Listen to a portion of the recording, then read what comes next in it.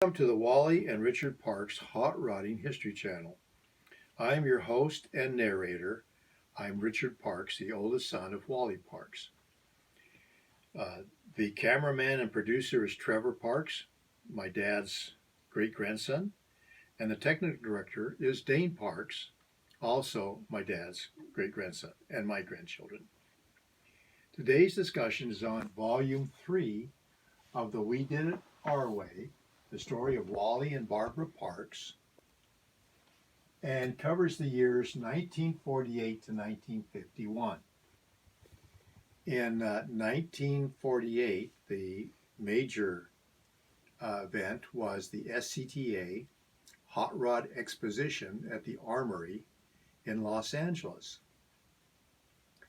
This is the first hot rod show that we know of. There are many others, and there could have been some before this, but we don't have a record of that. What we do know is it so impressed people that other shows started up, such as the Grand National Roadster Show, also called the Oakland Show, in 1949 under Mary and Al Sloniker.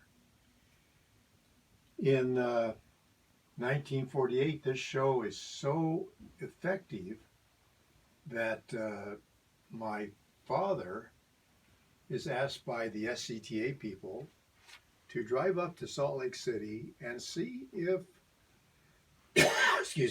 if the Chamber of Commerce there will allow them to race at the Bonneville Salt Flats. And so in 1949, they do just that. They get permission and they go up to Bonneville, and this becomes the first Bonneville Nationals, a famous land speed show. They had lost access to Muroc Dry Lake, which was a huge area to race on, and they had been racing at the very small El Mirage track out in the desert near Phelan. So in 1949, they start the first Bonneville Nationals. At the end of 1949, Pete Peterson asked my father to come and be the first professional editor of Hot Rod Magazine. Hot Rod Magazine was formed in 1948 to promote the Hot Rod Exposition at the Armory.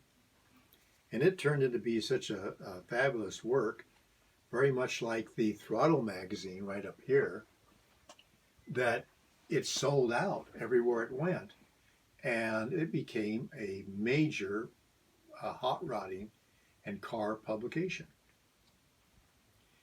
Now, my father becomes editor late in 1949, and he also goes up to they also hold that year the second Hot Rod Exposition at the Armory, and concurrent with that, in January of 49, the Al and Mary Sloniker hold the Grand National Roadster Show up in Oakland at the Oakland Coliseum. And because of that, we now have two shows featuring hot rodding.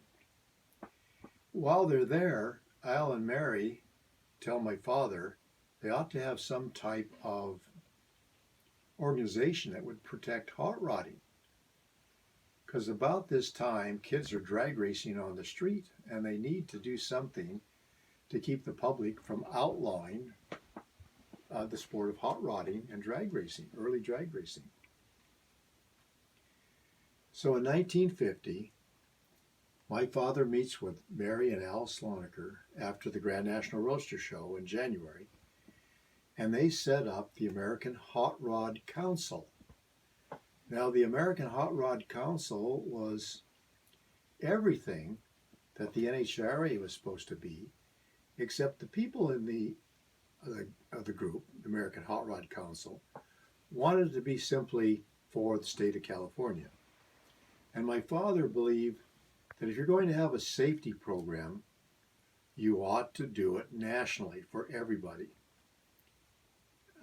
After a while, he determined this is not going to work. And so in 1951, he actually writes a letter to himself saying, wouldn't it be great to have a drag racing organization that would teach kids safety principles based upon his experience in land speed racing. And he says in this letter to himself, he uses a fictitious name, he says, what about the National Hot Rod Association? So he picks that letter up and he runs it in Hot Rod Magazine. And he does an editorial. He says, this guy has a great idea, which was actually his idea. And he says, we are going to form the NHRA. And he goes to two friends, Ack Miller in the SCTA and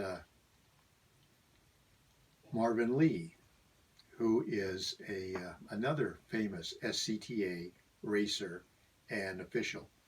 And these three men form the National Hot Rod Association, a nonprofit organization to create rules and regulations and to also develop tracks, safe tracks that kids can race on without getting hurt. This is the main focus for 1951. So Volume 3 goes from 1948 to his experiences in 1951. If you'd like a copy of Volume 3, all you have to do is write to me at rnparks1@juno.com, and I will be glad to send it to you. All my work is for nonprofit.